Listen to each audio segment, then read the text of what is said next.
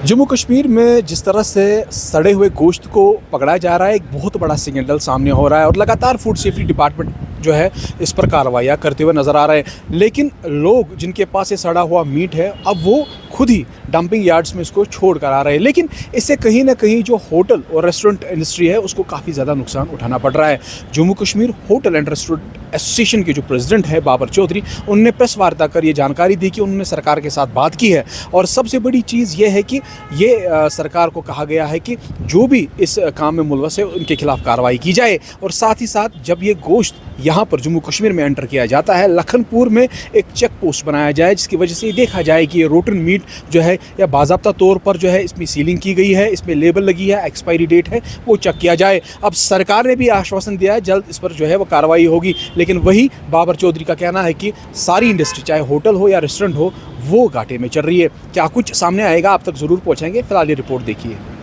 देखिए, हमारी जो इस डिपार्टमेंट के कंसर्न मिनिस्टर हैं हमारे सतीश शर्मा साहब, 14 अगस्त को हमारी उनके साथ मीटिंग हुई सेक्रेटेरिएट में और तकरीबन 1.5 घंटा वो मीटिंग चली, जिसमें बड़ी ही हमने इसमें टेक्निकल तरीक़ों पे बात की, किस तरीके से इसको कर्व किया जाए और ये मसला आखिर है क्या। क्योंकि यहाँ पे कन्फ्यूजन भी हो चुका हुआ है। एक साइड से एक आवाज़ आ रही है, दूसरे साइड से कोई दूसरी आ रही है, तीसरे साइड से तीसरी आ रही है। हालांकि कल शायद हमारे जो हिलाल साहब हैं फूड डिपार्टमेंट के, उन्होंने ये भी क्लियर कर दिया कि नहीं, ये हलाल है, ये आप ऐसा मत समझिए कि ये कोई दूसरी चीज़ है, ये मीट जो है ये हलाल है। तो इसमें देखिए, हकीकतन इसमें 2 चीज़ें आई हैं। एक पॉइंट है unlabelled unbranded frozen meet coming from outside, ठीक है जी, एक ये चीज़ है। एंड सेकंड पॉइंट इज़ आपका रॉटन मीट, ठीक है जी। ये 2 अलग अलग चीज़ें हैं, ठीक है, और ये चीज़ें इन्हीं 2 पे ही रिवॉल्व होती हैं। देखिए, फूड सेफ्टी एक्ट एक है ऑल ओवर इंडिया में कि कोई भी चीज़ खाने की या पीने की जब वो एक पैकिंग में आ जाए तो उसकी एक तरीक़ेगार है, उसकी सेल का एक क्या तरीका है, उसमें ये लेबल होनी चाहिए और उस लेबल में कंपनी का नाम, उसका address, manufacturing date, expiry date, batch number, customer care number, email ID, FSSAI licence number, ingredients and किस टेम्परेचर पे इसको कूलिंग इस पे रखनी है, ठीक है जी। ये जितना भी ये जो अनलेबल्ड अनब्रांडेड फ्रोज़न मीट आ रहा था, ये जो सारी सप्लाई जो हो रही थी, ये जो 18 रुपये का रिश्ता, 26 रुपये का कबाब, ये जो बन रहा था, ये सारा वही unbranded unlabelled frozen meet items जो हैं, जो आउटसाइड J&K से यहाँ पर आ रहे हैं, इनको प्रोसेस यहाँ पे किया जा रहा है और उसके बाद इनको आगे सेल के लिए भेजा जा रहा है। सेकंड इज़ जो आपका एक फ़ूड आइटम है, फ़ूड आइटम में सर कुछ ऐसी चीज़ें हैं जिसमें आपको कोल्ड चेन मेंटेन करनी होती है।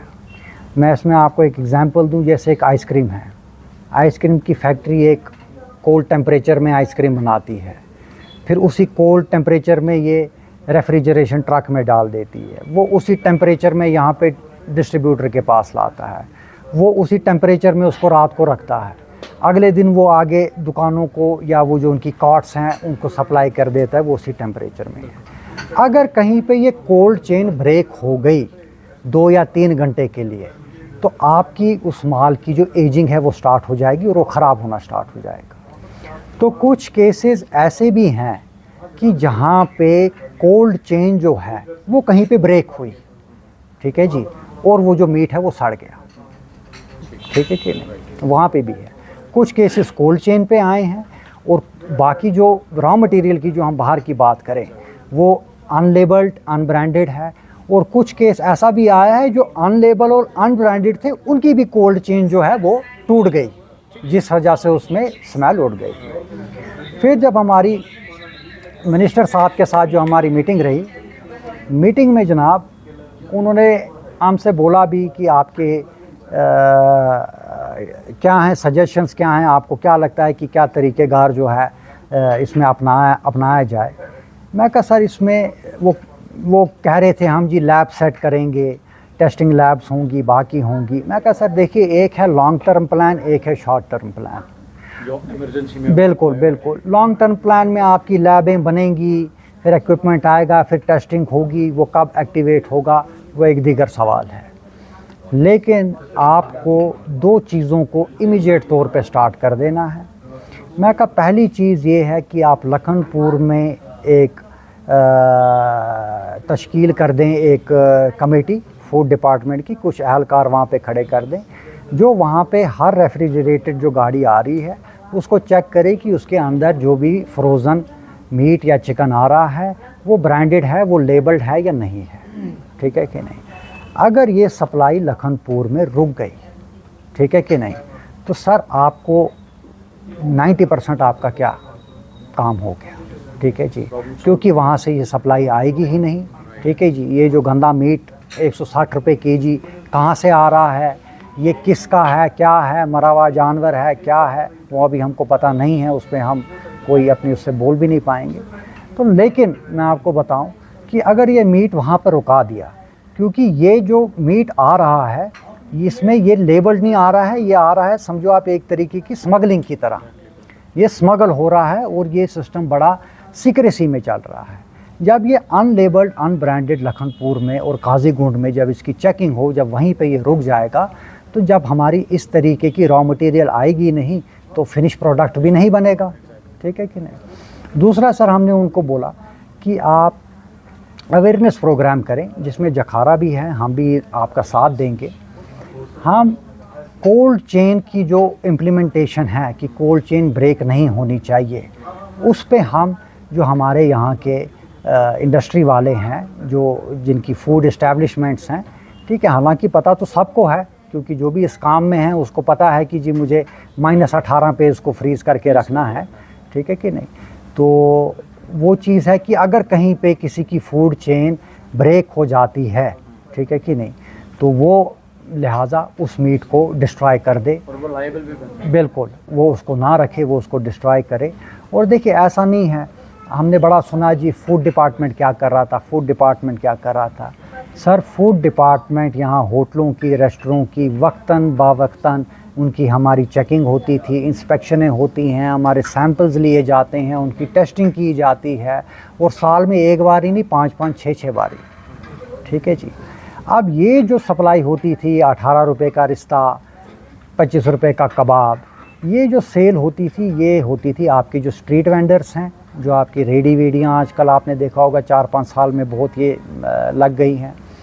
और इसमें जनाब आपके ये जो वाजवान के कुछ छोटी छोटी वो ढाबे टाइप दुकानें खुल गई हुई हैं, क्या वहाँ पे ये सप्लाई जो होता था। और वो ये जो स्ट्रीट वेंडर्स और ये जो ढाबे वाबे हैं, इनके पास कोई ना ही रजिस्ट्रेशन होती है फूड की, क्योंकि जब एक रेस्टोरेंट खुलता है उसको 4 किस्म के लाइसेंस लाने पड़ते हैं, वेट्स एंड मेजर से लाने पड़ते हैं, फूड से लाने पड़ते हैं, म्यूनसिपैलिटी से लाने पड़ते हैं, फसाई लाइसेंस लाने पड़ती है। इनको नहीं बनाने पड़ते, ये खोल देते हैं, किसी ने रेडी लगा ली, किसी ने दुकान में लाया, गर्म किया, वाजवान देना स्टार्ट हो गया। तो इसका डाटा भी फूड वालों के पास नहीं होता है। वो अपनी लॉग में जिन जिन का डाटा है, क्या उन्हीं की ही इंस्पेक्शंस चल रही होती हैं, उन होटलों के अंदर जो किचन्स हैं उनकी इंस्पेक्शंस चल रही होती हैं। तो शायद उन इंस्पेक्शंस में उनके दिमाग से शायद क्या ये चीज़ जो है बिल्कुल बिल्कुल लार्जली किया जाता था, तो ये चीज़ निकल गई। तो हमने उनको बोला कि ये जो हमारे ढाबे और ये जो स्ट्रीट वेंडर हैं और ये जो बाकी हैं जनाब, इनकी भी एक अलग डेटा आप इनका लें, ठीक है कि नहीं, क्योंकि इनको फसाई लाइसेंस और फूड मिल नहीं सकती, क्योंकि जिस तरीके की ये प्रैक्टिसेस हैं उसको तो फूड लाइसेंस मिलेगी नहीं। लेकिन इनकी भी वक्तन बावक्तन जो हैं इनकी सैम्पलिंग उठाएं और उस सैम्पलिंग की भी चेकिंग किया करें। इसके साथ एक बहुत बड़ा कंसर्न है, क्योंकि देखिए ये एक सेहत की बात है। यहाँ की जो आवाम है, यहाँ के जो लोग हैं, ये कोई ऐसा नहीं है कि कहीं रोड बनानी है, कहीं पुल बनाना है, ठीक है जी, कहीं डंपिंग यार्ड बनाना है। ये मसला सेहत का है, ये मसला आपकी जान का है। हम ग़ज़ा खाते हैं जीने के लिए, ठीक है जी, और ये उसी खाने की ही बात आज हो रही है। तो ये लोगों में आज बहुत एक मेंटल एग्जाइटी है, एक ट्रस्ट फैक्टर उड़ गया है लोगों के दिमाग में।